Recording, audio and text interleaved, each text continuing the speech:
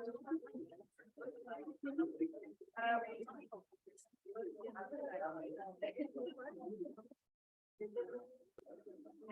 الله الرحمن الرحيم الحمد لله رب العالمين والصلاة والسلام على أشرف المرسلين سيدنا وحبيبنا مولانا محمد صلى الله عليه وسلم وعلى آله وصحبه أجمعين سبحانك لا علم لنا إلا ما علمتنا اللهم علمنا ما ينفعنا وزدنا علما يا مقلب القلوب ثبت قلوبنا على دينك آمين أما بعد فالسلام عليكم ورحمة الله وبركاته.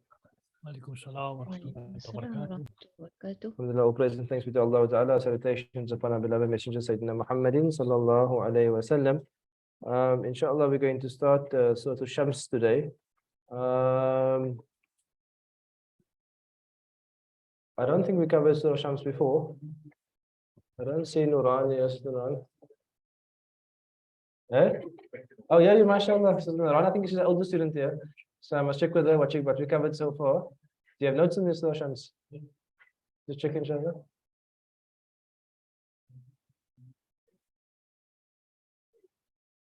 No.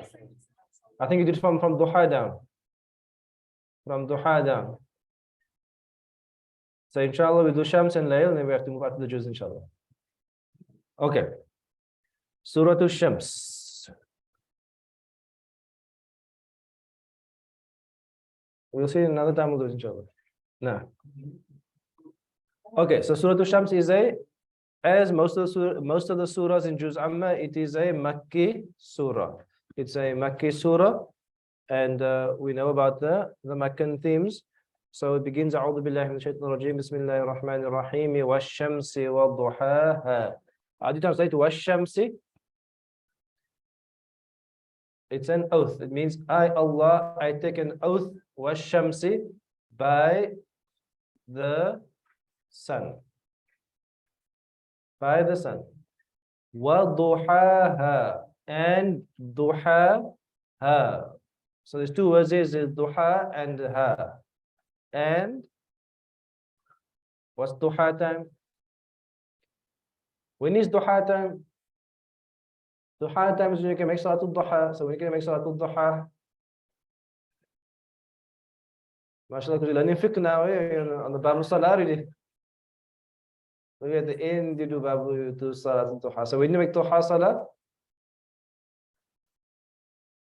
when the sun has basically risen, and in the fiqh books, they say something which always confused me for a little bit. They say it must rise the qadra rumhin, the extent of a spear. So I always find that like difficult to understand. Maybe that's my own lack of understanding, but they say it must rise. It mustn't be like on the horizon. It must rise a bit off the horizon. As if like mentally you can place a little spear there. But basically it means about 20-25 minutes after sunrise. That is duha time. That is duha time.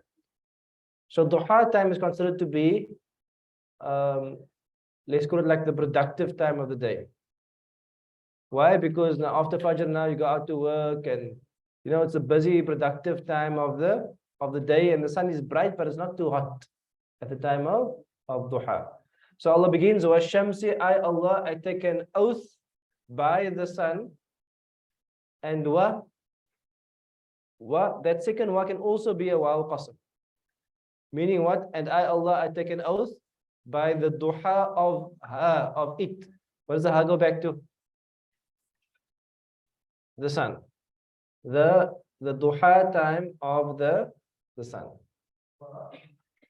And duha is only used for that time of the day and only used for sun. Then Allah says, Wal qamari idha talaha. I, Allah, I take an oath by al qamar. What's the qamar? The moon. Idha, when talaha. What's the meaning of tala? Tala means what? Like from the word tilawa. To recite, but tala means to follow. So when you make tilawa, you are following something which has been recited before. Meaning what? If you sing your own song, it's not called tilawa. Recitation is something which you're following something which has been said before. So tala means something which follows. Tala means something which follows. Wal qamari, so Allah takes an oath by the moon, idha, when talaha, it follows it, or it is like subservient. It's like a follower of the sun. So what does it mean that the moon is a follower of the sun?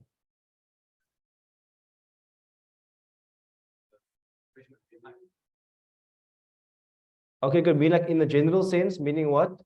That generally speaking, the days when the sun's available and you see it, and generally speaking, obviously some overlap sometimes, but generally speaking, what follows the day is the night, and that's when you generally see the moon. Generally see the moon. But you find actually in classical tafsir, when I say classical, I mean like back in the day, like even like tabi'in time, they mention there that the light of the moon is derived from the sun, which I found interesting. It will be interesting to date historically when the Mufassirun said that versus when it was discovered, like let's go by Western science or by Islamic science. But you find in the classical tafsir book they speak about following it means deriving its light from it, gathering its light from it, which wasn't known for a long time. I don't know, when was the world known to be round in orbit and all of those things?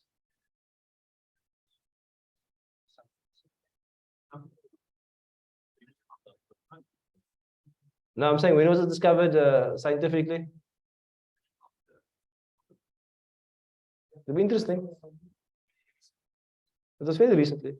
So it'll be interesting to read when the Mufassirun said so based on the ayah versus when it was discovered. No.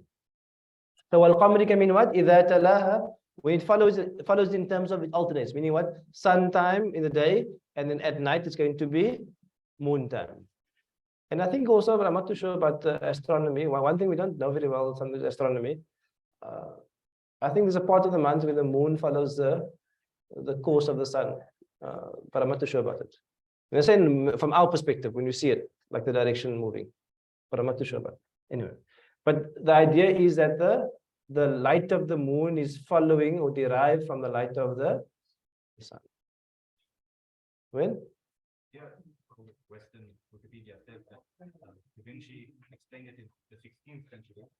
Probably saw that idea from someone, and he said 510 AD, some Indian mathematician. You see, if it's Da Vinci, they say his name, but if it's 580, they say some Indian guy. That tells you about what the history. In the 1600s, it's Da Vinci, but in the 580, some Indian guy. No, that tells you how the history is recorded. No, inshallah. 510 AD. So Islam is born in 570. No, interesting. Okay, I'll take a pause and just remember, an oath has how many parts? 2 parts. So an oath normally starts with what? Wa. So let's read out was here. والشمس وضحاها والقمر إذا تلاها والنهار إذا جلاها والليل إذا يغشاها والسماء وما بناها والأرض وما طحاها ونفس وما سواها. All that's was. Meaning from verse 1 to 7, oath, oath, oath, oath, oath, oath, oath, 7 or 11 oaths. 7, I think we discussed it before already. 7 or 11 oaths. And then fa is a continuation of the oath. Meaning what? Where is the second part of the oath starting?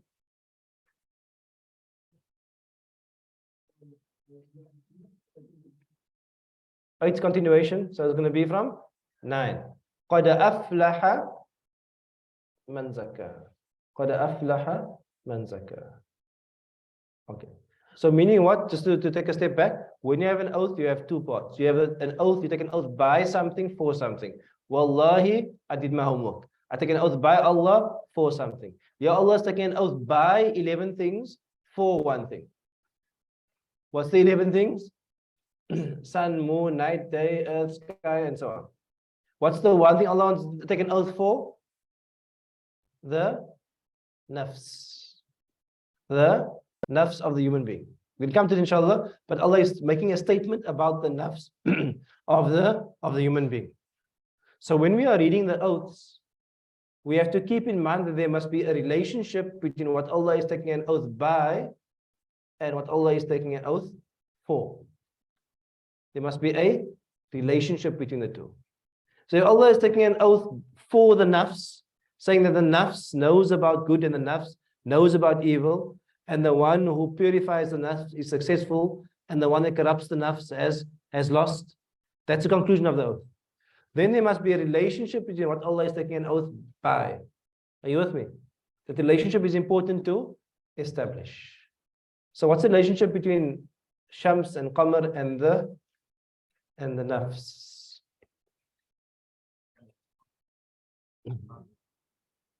The element of contrast is? There's an element of contrast. So the element of contrast can be explained in many ways. Often a metaphor for truth in the Quran is what? Is light.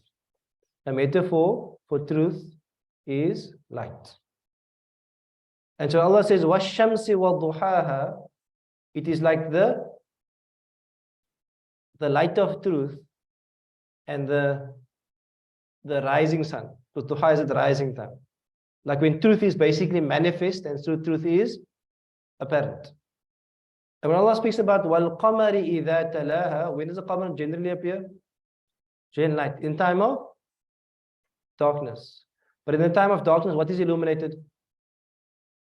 The moon is illuminated. The moon is illuminated. Meaning what? The moon is illuminated by itself or derived light? Derived light.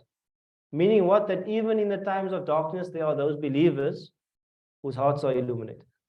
There's Makkan Quran. The Prophet is coming, he's rising, he's bringing the light. And in that time of darkness, there are a few hearts that are illuminated by the light of truth. Very much like the moon. And often you find that in spiritual poetry and teachings in Islam, the moon is often likened to the heart of the believer. Because the moon is such a thing that when you see the moon, you can't see the sun. So why is the moon likened to the heart? Because at night when you gaze at the moon, you can't see the sun. But there is an entity that can the moon see the sun? Can the moon see the sun? Yes, because the light from the moon is going directly onto the sun, but you can't see where it's coming from. So therefore, often the heart it's a metaphor for the heart because the heart can see a truth that the eyes can't see. Just like the moon can receive a truth that the eyes can't see the sun, but the eyes can see the moon can see the sun. So your heart is very similar actually. Because your heart can receive a spiritual truth that you can't see with your eyes and your ears and your senses. Because ultimate truth is suprasensory. It is metaphysical, beyond physical. And that which perceives the beyond physical is the heart. Therefore, the Prophet said, you should point to heart and say, At-taqwa hahuna. At-taqwa hahuna. Which means that the heart is the vessel that receives truth that the mind can't directly see. So these are all, let's call it allusions or indications of also spirituality as well. And therefore the conclusion of this is going to be about the nafs and its spiritual state or its corrupted state. Its positive spiritual state called taqwa or its corrupted state where it is polluted. And these are the ayat in nature. وَالْقَمَرِ إِذَا تَلَاهَا وَالنَّهَارِ إِذَا جَلَّاهَا وَالنَّهَارِ, Allah takes an oath by the nahar. What's nahar? Don't confuse nahar. Nahar is river. This is nahar, which is what? The daytime. Nahar is the daytime, like from sunrise to sunset. And the daytime, إِذَا, when jallaha. Jalla means to make something visible, to make something manifest. And here Allah is saying, an interesting thing Allah is saying is that the day manifests it, the sun. The day manifests the sun. But you tell me what, from a scientific point of view, it's opposite. Is that the sun comes and it makes a day. Why is Allah saying the day manifests the sun?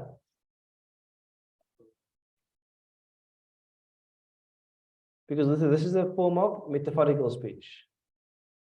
Meaning what? You also use this. When you say, for example, I had a really difficult day, you actually mean I had a really difficult set of activities in the time of day. You with me? So the metaphorical speech, Allah is speaking actually about the time the sun is manifested, and Allah is attributing almost the action to that time. Like my day was difficult. My day killed me. You with me? You don't mean actually literally your day killed you. You mean the activities of in that time period tired you out. So this is a form of metaphorical speech in the Quran. وَالنَّهَارِ, and by the day, the daytime, إِذَا, when at that time, جَلَّاهَا, it manifests it. The day manifests. So the fa'il is a huwa, referring to the day. The maf'ul bi is the ha, referring to the sun. It, the day, jalla yujalli tajliya. It manifests the light of the sun. Wal-layli, and the night. Allah takes an oath by the night. Either when yaghshaha, what's yaghsha? To cover it. Again, it doesn't mean literally like the night covers it, like the clouds cover the sun. It means a time of night that the visibility of the sun is covered. And when one can see the relationship here, obviously in the pattern here, there's Shams and Qamar, and then there is Nahar and Layl. You have this balance. Shams, Qamar, Nahar, Layl. You have the idea of light, dark, light, dark. There's a certain balance in this, and the balance will also be reflected in the soul later. No. Also a good one, yes. MashaAllah. That's tadabbur. Tadabbur is that you see things in the meanings, and we command to make tadabbur. Meaning what? To try to ponder upon the Quran and to come to understandings of the Quran. Was-sama'i. So far, how many was do you have? More than 4. You have 5, because the first verse you have 2. وَالشَّمْسِ وَضُحَاهَا وَالْقَمَرِ إِذَا تَلَاهَا وَالنَّهَارِ إِذَا جَلَّاهَا وَاللَّيْلِ إِذَا يَغْشَاهَا وَالسَّمَاءِ. By the heavens. Sama is basically everything above you. Everything above you, from the clouds right until into the universe, is all the sama, what is above you, the heavens. وَمَا بَنَاهَا. Wa and ma. What does ma normally mean? That which or what? Banaha. What does bana mean? Bana means to build. Like a bunyan is a building. Bana, and that which built, maldi, ha, it. What's strange about that sentence? You didn't expect a ma there. What did you expect? Alladhi is close, or ma is normally for what? If I pick up an object and say, what do I say to this object? I say, ma hada. What is this? But if I see a person, what do I say? I say, man hada. Who is this? You with me? Let's discuss that. What's sama'i? By the heavens. Wama, this is the first meaning, and that which built it. So who built it? Allah. So the ma refers to who? Allah. But almost like it feels strange to say that which, because you say, you think he who. So there are a number of reasons for this. Number one, there is a linguistic reason that is not present in English, but present in Arabic. And the linguistic reason is that the ma person and can be a form of greater emphasis on the person. So it can be for a reason of emphasis. Because hard to explain, but a ma question is a more nakira question than a man question. A ma question is a more nakira question than a man question. Therefore, ma can mean man, but it's more emphasized. The other reason is that if you meet a person and you ask, who is he? What type of response do you expect? Who is this? This is Ahmed. If I ask you, okay, Ahmed, what is Ahmed? You're asking about his occupation, what are you asking about? His attributes. You with me? You're asking about these attributes. So the second explanation of ma here is that ma is saying, and by the one whose attribute, whose creative power, banaha, built it. You with me? Meaning what? You're not referring to the that of Allah, the identity of Allah, you're referring to his attribute. And specifically here, you're referring to his creative ability. And therefore the ma is used instead of the man. Meaning what? Wassama, and by the heavens, wama, and by that being which attribute is banaha, to have built it.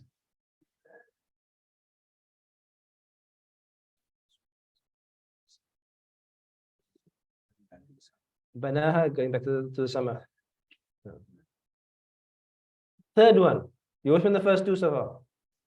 The first one was that ma is often used in place of man because ma can be more emphatic than a man, even though it's normally for inanimate. The second reason was that ma is also used for an attribute as opposed to an essence. The third one is that ma, you get two types of ma. You get ma mawsul, ma al-mawsula, means like that which, the one we describe now. Both of those are ma mawsula. You also get a ma which is masdariya. And a ma masdariya means like how wonderful, how amazing. So was-sama'i wa ma banaha would mean, and by the heavens, wa ma, and how wonderful banaha has its building been, or has it been that it has been built, or the one that has built it in an amazing way. Meaning what? You're referring to the wonder of the creation. So those are the three options you have for ma. First is ma mawsula, two, ma can be nakira because of emphasis, or ma can refer to an attribute instead of an essence. Or ma can be ma mawsul, ma masdariya, which means how wonderful. By the heavens, wa ma, and how wonderful banaha, he has built it. How amazingly he, Allah, has built it. Okay. When Allah puts remember this is coming from who? To people who have confusion about Allah. So when Allah uses the word banaha, what's the implication? Was the sky always there? It was built. So Allah is attributing the building of it to him, Allah. So in there is also the idea of he, Allah, built it. Because what happens when you look at the heavens and the earth and the sun and the moon and the heavens and the skies, what do you say? Where did all of this come from? Allah is telling you here, وَمَا بَنَاهَا. And he built it, or how wonderfully he built it. How amazingly he built it. We can't escape the Aqidah discussions every time with me and Mawlana Yahya. Every time I have to go back to the Aqidah discussions because you can't get out of it because the Aqidah is everywhere. But can you imagine a physical object that doesn't have a beginning? Can you imagine a physical object that doesn't have a beginning? Let's say, for example, you imagine a chicken, an egg. Then I ask you, where does the egg come from? You tell me from where? The chicken. Then I ask you, where does the chicken come from? You tell me the egg. Can you imagine a chicken or egg with no beginning? Because your brain goes what? Chicken, egg, chicken, egg, chicken, egg, chicken, egg, chicken, egg. But your brain tells you something that is not based on experience. Your brain tells you from a rational point of view, the regression can't happen forever. It is illogical, irrational to keep saying they came from each other. Your brain tells you, darurian, like out of necessity, rationally, they must have come to a point where there must have been an initiation of that. Either somehow a chicken occurred at the beginning, or somehow an egg occurred at the beginning. You with me? So if you are more religious, you'll say, at some point, Allah placed either a chicken or an egg at the beginning. Or if you're not so, if you're more into your evolution theory, you will say that at some point the chicken came from a bird, and the bird came from a lizard, and the lizard came from a fish, and the fish came from an amoeba, and the amoeba came from I don't know, a single cell something or something. You explain that you're going back, but all you're doing by doing it, you're still delaying the same question. You with me? You're just a more complex chicken egg argument. You understand? It's the same thing. It's a more complex chicken egg argument because you're positing a theory that just includes different regressions. You with me? Simple chicken egg, but that chicken came from the bird and it came from the lizard. Okay, you're just making a chicken egg in a different way. Okay, came from that, from that. But where does it all begin? There must be an initiator at the beginning. Because can your brain tell you there's no initiator at the beginning? Your brain tells you like it can't be like that. You can't have existence ex nihilo. Ex nihilo means out of non-existence. It can't come out of non-existence without an initiator. And Allah tells you, وَمَا بَنَاهَا. Allah takes a whole discussion and says, He built it. You want to go back? What's the answer? He built it. Because your brain necessarily must tell you that if you can't have infinite regression, you must have a being at the beginning that is not dependent on a precursor. That is the initiator of everything. That's what as-samad means. There's no prior dependence. He is the initiator of everything. This is what you call a kalam cosmological argument. You can Google it, inshallah. Kalam cosmological argument. Okay, if you want the full thing, but coming second time, inshallah. No, but I'm saying you can't escape it because it's everywhere in the Quran. Even the Quran tells you the same thing. Allah is the one who creates. He creates at the beginning and He continues to create. He continues to create. Even though in language we won't always say He creates. Meaning what we will say, وَالنَّهَارِ إِذَا جَلَّاهَا. But I won't get into that discussions because that's just the different types of speech we have. Now, وَالْأَرْضِ. And Allah takes another oath by the ard, the earth. وَمَا. How many explanations of ma did I give you? Three. Taha means someone who flattens and spreads out the earth. Taha has the same meaning of daha. I think Taha only appears once in the Quran. And possibly also Daha also appears once. So much so that they actually say that it's the same word, but it's different dialects. Taha, Daha. It both means to spread, to flatten. Meaning what? The earth becomes comfortable and flattened for you to live in, for you to travel in. Wal ardi, and by the earth, wama. Translate? Depends if you're going to a Mawsula translation or a Masdariya translation. If you go in Mawsula, you're going to say, He who has flattened, leveled, evened it. Or the one whose creative power, ability has flattened it. Or if you're going to a Masdariya argument, or how wonderful, Tahaha, He has flattened it. How amazingly He has flattened it. And as our brother mentioned here, we're getting closer to home. moving from the heavens to the earth. And also, are we continuing our contrast?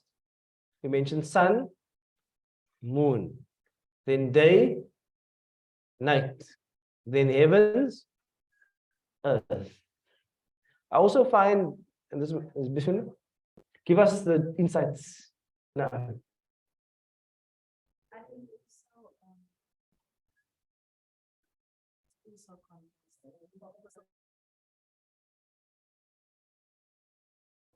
good.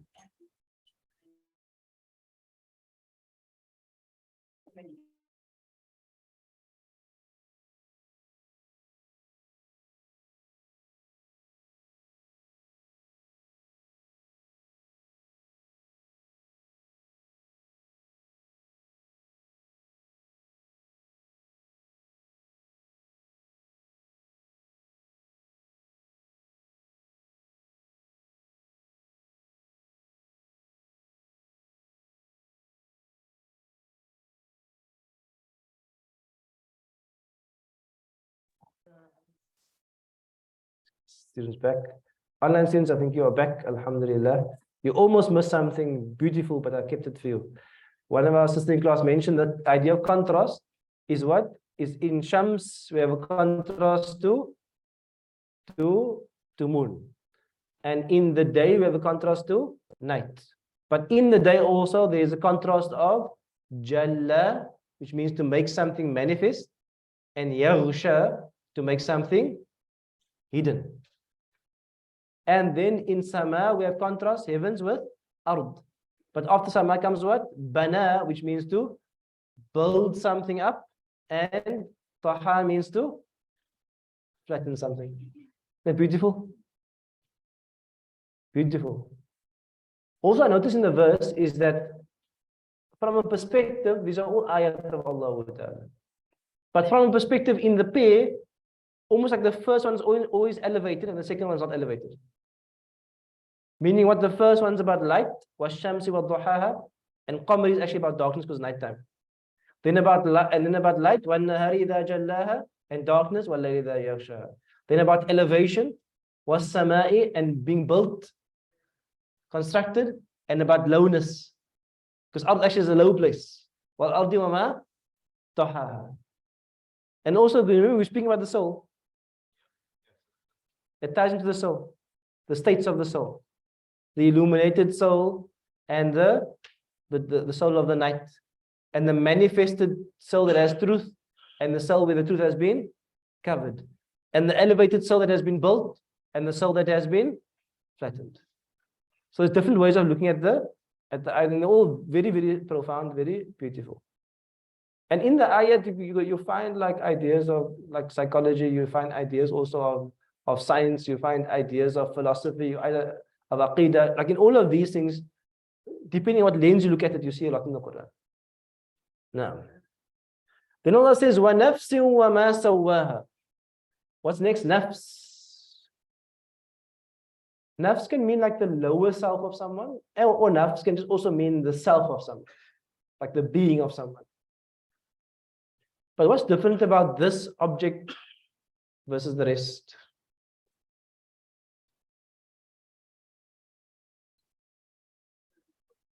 I'm looking at a very simple thing. I'm looking at just the gen difference. No, just the gen in case number. What's the difference about that? Just from a gen point of view.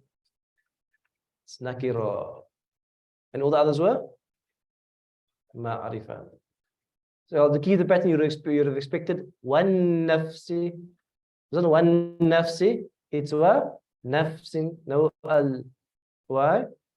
Because generally nakira in Arabic, and you hear it all the time, nakira is more emphasized than ma'arifa. Meaning what Allah is saying, almost as if coming down, coming down, coming down. And the one I want to emphasize the most, wa nafsin. Almost like this is, I'm coming to the climax now. One, and especially the nafsin. Wa nafsin.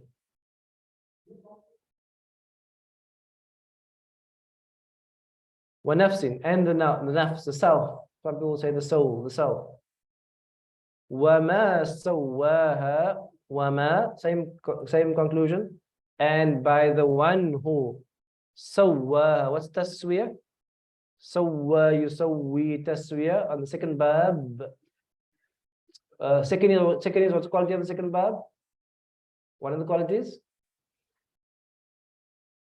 It is causation, main quality, causation.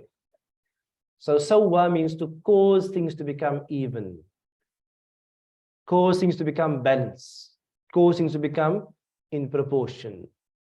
Allah says about the nafs, and by the one who sawwaha, or by the one whose creative ability sawwaha, he fashioned it.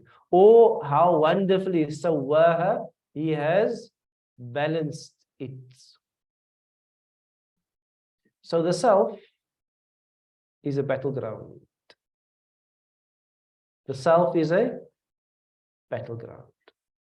And when Allah says Allah has balanced you, Allah has neither made you angelic without free will and only in ibadah and only just full of light. Allah has not made you that entirely. Nor has He made you animal entirely. What has He made you? A hybrid of the two. Meaning what? You have an element to you that is angelic, that is brought to you by an angel. What element is that? What element of you is brought to you by an angel? Your ruh. You have an element of you which is angelic, your ruh. Pure light inserted to you, not from this world, from another world, another dimension. Into every human being, it's that you have a ruh. And you have a part of you which is animal, which is what? Your normal nafs, your worldly nafs, which is what?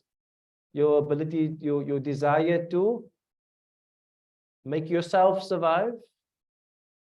So if you want to make yourself survive, what must you do? You must eat, you must drink, you must have power, you must have possession. And you want to make your species survive. So what must you do? You must procreate. And you share that with animals. Animals will do everything to eat and drink and control their territory and fend off those who are enemies. And animals will freely procreate. Survival of the self and survival of the species. So you share this side of you and you share the angelic side of you. And as if we are a creation, but in one creation. And Allah is saying about that, there's a taswiyah. Meaning what? That Allah has created you so that those two can actually live in balance. And if those two want to live in balance, how do they know how to live in balance? They have to follow the divine manual of living in balance. What's the divine manual of living in balance? Al-Quran. And the divine manual came with a divinely inspired teacher, Rasulullah sallallahu alaihi wasallam. And it tells you, I fast and I eat, and I marry women, and I'm awake and I sleep. You with me? He is that inspired being by Allah, divinely inspired, with the words of Allah as the manual to live in a perfect balance. If you don't have divine guidance, you will always be in imbalance. Allah calls this imbalance, innal insana lafi khusr. This imbalance is actually a form of destruction. And if you try to go either way out of balance, you'll destroy yourself. Meaning what? If you become too animal, which the world is becoming, you will destroy yourself. And if you try to become too angelic, and you deprive yourself of food and drink and comfort and procreation, you'll also destroy yourself. As is proven in examples. Meaning what? You can't cut yourself off from that. Things will happen. So this is the deen of perfect balance. Isn't it beautiful? Just like the balance of what? The day and the night and the sun and the moon and the heavens and the earth. That's like the alternation. You have the same balance inside you. So one of the things that we have to teach ourselves and our children is that we are not animals. Dit is amper soos diere. As the old people say so, no? Amper soos diere. You know, like animals. That's how we laugh, you know. I love our Cape Town culture because they say such truths, it's such profound truths in such simple way. Says for Iblis, says amper soos diere, you know. It means you're full of shaitan, you're almost like animals. No. There's actually profound truths. You find profound truths said in the most straightforward way. But it actually is it's actually truths. Meaning what you elevate, you're not an animal. You elevated you're elevated being. Yeah, bismillah. I see from the full female was stressed that female. Now Qamar is male. I mean, yeah, the thought of that. So Qamar is male, and then I think Layl is also male. I'm not sure, but I think Layl is male as well. No, so not all female words. But the ha is going back to the female element. I mean, just to give you one extra tafsir. One ha, where is it now? I'm going to leave it for now. Okay, so the point I want to make is that this is the last part of the oath. The oath is still continuing. But the last part of the oath is climactic in the sense that it is nakira. Meaning what Allah wants to come to this point, Allah is telling you what? So He has caused the form of balance in this being of the being of the nafs. There's a balance. Then Allah says Allah has caused this perfect balance. Then Allah says فَأَلْهَمَهَا فُجُورَهَا وَتَقْوَهَا. What does alhama yulhimu ilhaman mean? Fourth bab. Which word do you normally get for that? Ilham. What does ilham mean? In English, what do you say?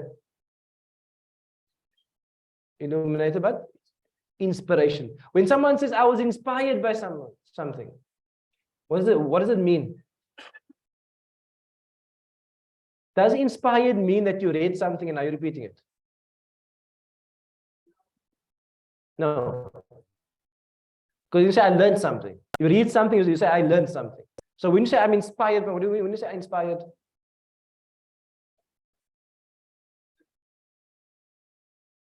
Eh? Something that is implanted into your being without any particular external evidence. Meaning you didn't read in a book. You didn't see it. Inspired meaning like gut feel. Like I just know. That's inspired. So Allah is telling you, فَأَلْهَمَهَا, then after He created this perfect balanced being, He inserted into it, without that person studying, without that person learning, He inserted into it knowledge, direct knowledge of what? Fujuraha wa taqwa. What's fujur? Wickedness. But fajra means what? Fajr means when you break something open. You tear something open. That's why Fajr is called Fajr. Why? Because the darkness of night is torn open. So Allah inspired knowledge into this heart, or recognition into this being of when it is tearing things apart. And fujur is the idea of someone who continuously tears things apart and like badness flows out. Evil flows out. So you would say sin or treachery or one of those words. But go back to the original meaning. What? And also it has been inspired by taqwaha. What's taqwaha? Consciousness, but also taqwaha means a conduct that is protective to the self. A conduct of properness which is protective to the self, dunya and akhirah. Protective to the self, protective to the society. Now, Does you say anything about the order that is implied? yeah, they would say that the order is in that way because of the context of revelation. Meaning what? We are in Makki Quran. And in Makki Quran, disobedience and rejection is the norm. And therefore, that's one of the reasons I would give. It may not the only reason, but it will be one of the reasons. The other reason also is that from my own side, that fujur would be the default human state without revelation. Based on Surah Al-Asr. That your default is fi khusr. And the illa is the exception of the default. Meaning what? That if you are left without divine guidance, you will always tend towards fujur. If you're left without divine guidance, you'll always tend towards fujur. I believe this is the path that we are walking. I believe there's no doubt about it. And I firmly believe that a traditional society was always revelation based. Even South Africa was revelation based. South Africa was revelation based. It may not be the Quran revelation, but it's based on the Injil. Why didn't they allow gambling pre-apartheid? Why were there no casinos? It was considered to be a sin in Christianity. So we believe in the original Injil. We believe there's distortions, but there are definitely elements of it which is true. Love your neighbor as you love yourself. Don't commit murder. Don't kill. These are all part of things which concurs with Islam. So all society, to some degree, especially now when we talk about Abrahamic faith, which is the dominant thing, but we believe all societies had the messenger. Is that all societies' culture is what? Is revelation based. Even pre-apartheid South Africa, it was considered to be unacceptable for you to live with a woman if you're not married. You with me? It's unacceptable for you to take drugs. Unacceptable for you to steal. Unacceptable. It didn't have pornography was actually banned. Why? Because society's values and ethics are, generally speaking, revelation based. Now is the first time in the history of human beings that they are divorcing themselves from any form of higher power. Saying that there is absolutely no higher power and we are purely nafs. And therefore, I believe that the default is that you will enter fujur. Meaning what the default is, destruction of the self and society, because you head away from every norm. Every norm, whether the norm of sexuality, the norm of eating, the norm of drinking. What's going to be wrong one day when someone says, I want to smoke no, not Coca-Cola, cocaine? What are you going to say to the person? Doctor, how can you say anything to them? It's his body. Who are you to impose something on someone else's body? This is going to happen. Not going to happen, it's happening already. But it's almost like it's an unraveling. Everything is an unraveling. We're unraveling what? Divinely inspired revelation principles. Slowly and slowly. We already unraveled what? All of gender. We already unraveled marriage. We're unraveling the family now. Then we're going to unravel dress. We're going to unravel code of conduct. We're going to unravel intoxicants. We're going to unravel euthanasia. One by one, we'll remove everything. So the default will be fujur. Wa taqwaha is only by revelation. There is a bit of a aqidah discussion. I can have it, the 1-minute version. We believe in the idea of fitrah. What does fitrah mean? It means what? Natural inclination towards what? To good, light, truth. There is a long debate amongst the scholars whether, so everybody accepts fitrah. So fitrah comes in the hadith. And people understand fitrah to be an inclination to accept the truth or to recognize the truth. There's a long debate on whether you can come to the truth on your own. So as I come to the truth, I mean there's two parts. Whether you can recognize Allah, everybody says you can recognize Allah on your own. But can you come to Allah's law on your own?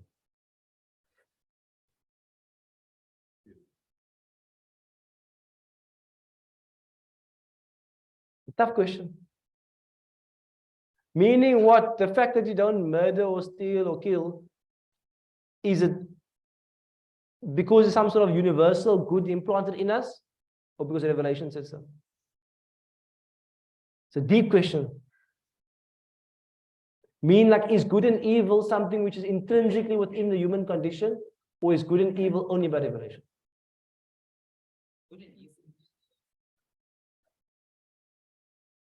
So who defines it? One of those things. You understand the question? It's a very deep question. But amongst Asha'ira, which is probably the dominant school, it's only by revelation. It's only by revelation. Well, we think like, you know, instinctive. Your shape according to its speed. And so that what is instinct to you might not be instinctive to someone else. I believe the only reason you think it's instinctive, because you come from a revelation-based society. Because you come from a revelation, like still in your mind, this, like, you know, revelation is still in society, implanted. But if you fast forward 200 years and there's no revelation, all those natural instincts will be gone. Those natural instincts will be gone. Or if you're in a warfare situation, there's no problem you warring the next tribe and taking their things. Because the context determines how your values. So therefore, values are moving according to context. Warfare, non-warfare, revelation-based, non-revelation-based, ancient, super modern. Values are always changing all the time. And Islam is what? Islam is the values placed down and said, this is the value. Meaning, what is it ethical for me to take a little 2-year-old lamb or sheep and put a knife to its neck and kill it? And then burn it and eat it? Allah. It's ethical because Allah has said that the animals are here for you to eat. If you want to eat them, you slaughter them in the best way. You say Bismillah, then you can cut them up, you can burn them, and not too much, medium rare, and then you can consume them. Meaning what? I don't have to ask myself an ethical question. Is it ethical? What about the rights of the animal? And is it, what, are they feeling pain? No pain? Are they emotionally well? No. I just say, what does the revelation say? The revelation say, you, I can eat you. You're lucky. you, my cat, you my pet. I feed you, you my food. Why does the one is your food and the one you feed? Because revelation says cats, we don't eat those ones. No, we don't eat you. What do we eat you? Sheep, Papa black sheep, you are us. So you understand? So basically, when Allah says فَأَلْهَمَهَا فُجُورَهَا وَتَقْوَاهَا, the understanding is that when truth and revelation comes, you are pre-programmed to recognize it. But you on your own are not sufficient to create it. You with me? You are pre-programmed to recognize it when it comes. When the light of revelation comes, it comes with the light of your fitrah and it merges. But without revelation, you can't come to the light on its own. Therefore, Allah says in the ayah of Nur, it almost creates light. The oil of that lamp. Does the ayah go? Else is there? Ayah Nur.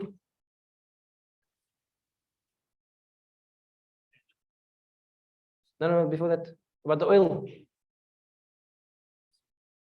Some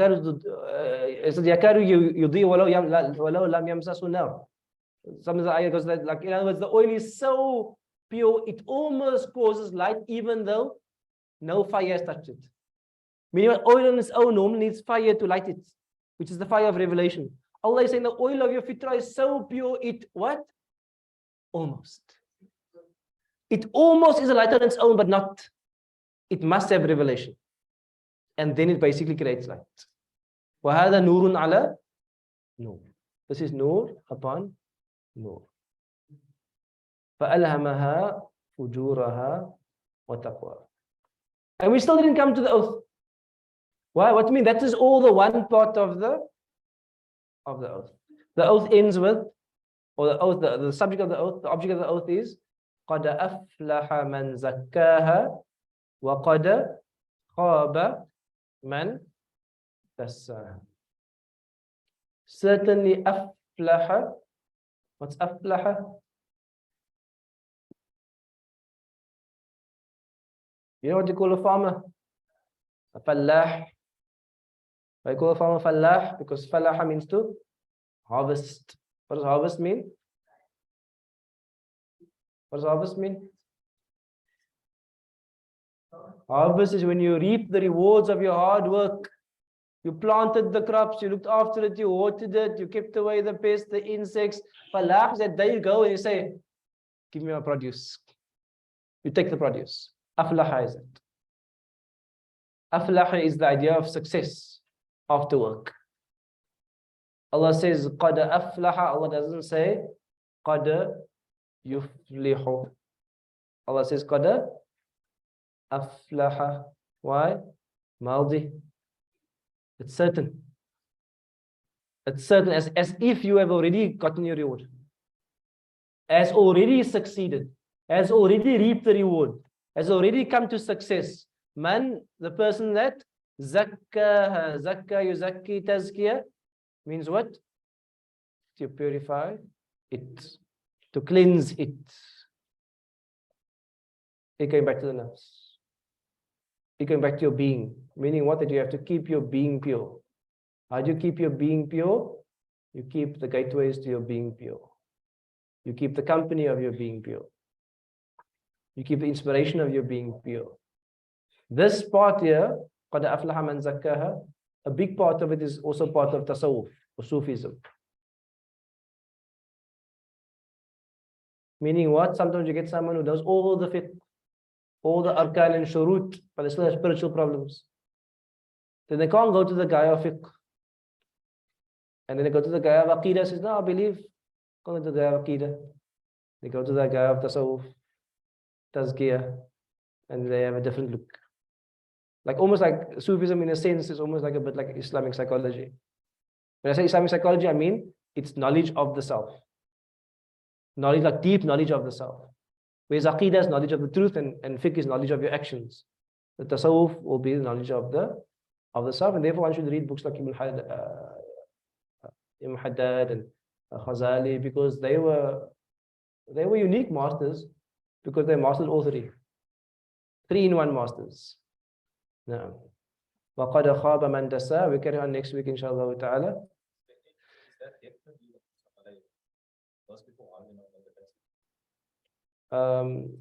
Because the verse before is the fa is a ataf, and ataf just means a continuation of the previous thing. Fa and wa is ataf conjunction. Yeah, it's an ataf on the qasam, meaning it's a qasam, and then the qasam is continuing with the fa.